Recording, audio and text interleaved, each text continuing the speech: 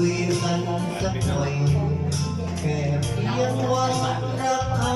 ำได้วันก่อนที่มันทางโทรมายังดีถึงใจฉันทุกจะวาดบาดในแค่ได้ยินเสียงไม่ได้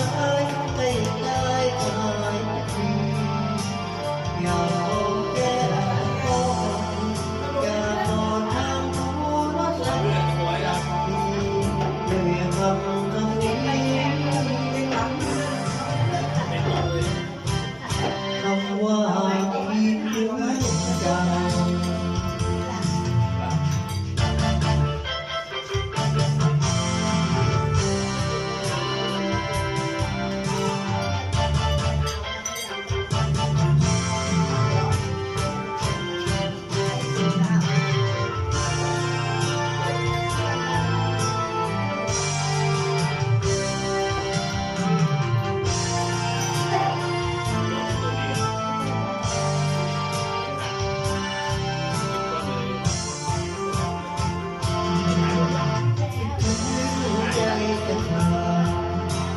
สุขสว่างขาดใจแค่ได้ยินเสียงไม่ได้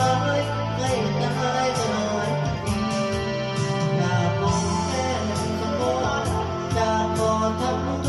รศัพท์สักทีด้วยคำนี้คำว่าคิดถึงจัง